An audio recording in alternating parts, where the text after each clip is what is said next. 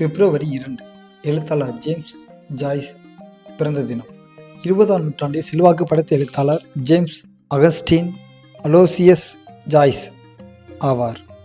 Ireland தலைநகர் Dublin ரக்கர் பகுதியில் 1882 பிப்ரவரி 2 பிறந்தார். 1904 இத்தாலியில் ட்ரியஸ்ட் நகரில் ஆங்கில ஆசிரியராகவும் 1906 ரோம் நகரில் ஒரு வங்கியிலும் பணியாற்றினார்.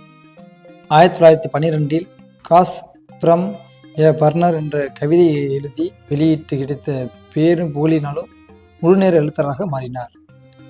இவரின் படைப்புகள் பல சிறப்பாக இருந்த போதிலும் a portrait of the artist of a young man என்ற உளவியல் புத்தகமே இவரது தலை சிறந்த படைப்பாக வாசகர்களால் இன்று வரை கொண்டாடப்பட்டு வருகிறது. அதனின் அடிப்படை காரணம் ஜேம்ஸின் மகள் லூசியா அபாரமான நடன கலைஞராக இருந்தபோது மனநோய் காரணமாய் பாதிக்கப்பட்டார்.